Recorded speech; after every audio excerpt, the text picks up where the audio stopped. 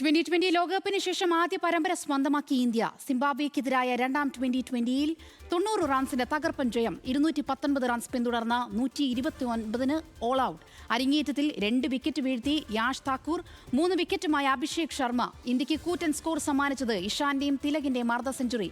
ഖിലാഫ് അഹമ്മദ് ചേർന്ന സ്പോർട്സ് ഡെസ്കിൽ നിന്നും. ഖിലാഫ്, അയർലൻഡിനെതിരെയും ഇംഗ്ലണ്ടിനെതിരെയും വീണ ഇന്ത്യ സിംബാബ്വേക്കെതിരെ അങ്ങനെ ഒരു പരമ്പര ജയം സ്വന്തമാക്കിയല്ലേ?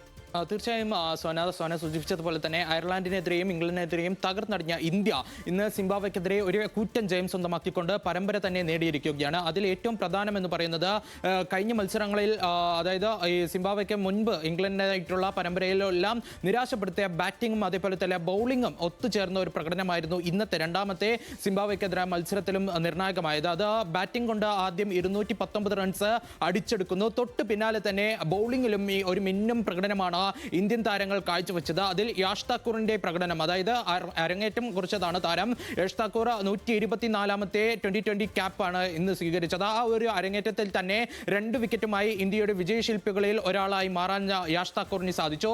ഒപ്പം തന്നെ ബാറ്റിങ്ങിന് ഇന്ത്യയെ 219 എന്ന കൂറ്റൻ സ്കോറിലേക്ക് എത്തിക്കാൻ കാരണം ഇഷാൻ കിഷന്റെയും അതേപോലെ തന്നെ തിലക് വർമ്മയുടെയും കൂറ്റൻ അടികളായിരുന്നു. അത് ഇരു താരങ്ങളും അർദ്ധ സെഞ്ചുറികളുമായി തിളങ്ങിയപ്പോൾ ബൗളിങ്ങിലും അഭിഷേക് ശർമ്മയാണ് ഇന്ന് ഒരു തിളക്കമാർന്ന ഒരു പ്രകടനം കാഴ്ചവെച്ചത്. അത് താരം ബാറ്റ് കൊണ്ട് അല്പം നിരാശപ്പെടുത്തിയെങ്കിലും ബൗളിംഗിൽ 3 വിക്കറ്റ് വീഴ്ത്തിക്കൊണ്ട് സിംബാബ്വേയുടെ പതനം ഉറപ്പാക്കിയത് അഭിഷേക് ശർമ്മയാണെന്ന് നമ്മൾ എടുത്തു പറയണം. പ്രിൻസ് യാദവ് 2 വിക്കറ്റ് വീഴ്ത്തുകയും ചെയ്തു. ഒപ്പം ഈ ഒരു ടൂർണമെന്റിൽ ഉടനീളം മികച്ച പ്രകടനം കാഴ്ചവെച്ച പ്രിൻസ് യാദവിന്റെ പരിക്ക് ഇന്ത്യയെ സംബന്ധിച്ചിടത്തോളം അടുത്ത മത്സരത്തിലേക്ക് വരുമ്പോൾ ഒരു നിരാശ തന്നെയാണ്, അല്ലെങ്കിൽ അല്പം ആശങ്ക സൃഷ്ടിക്കുന്നുണ്ട്. കാരണം നാളെ തന്നെയാണ് അടുത്ത സിംബാബ്വേക്കെതിരെ അവസാന 2020 പരമ്പരയിലെ അവസാന മത്സരം. അതുകൊണ്ട് തന്നെ വലിയൊരു ആശങ്ക ഉടലെടുത്തിട്ടുണ്ടെങ്കിലും ഒരു മികച്ച പ്രകടനത്തിലൂടെ തന്നെ ശ്രേയസ് അയ്യറിനെ ക്യാപ്റ്റൻ സ്ഥാനം ഏറ്റെടുത്തതിന് ശേഷം ആദ്യ പരമ്പര ജയം സ്വന്തമാക്കാൻ സാധിക്കുന്നു. ഒപ്പം 2020 ലോകകപ്പ് നേട്ടത്തിന് ശേഷം ഇന്ത്യയുടെ ആദ്യ പരമ്പര നേട്ടമാണ്. ഗൗതം ഗംഭീറിനെ സംബന്ധിച്ചിടത്തോളം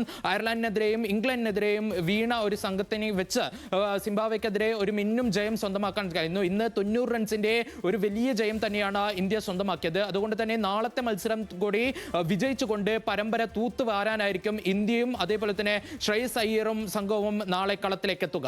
സോന.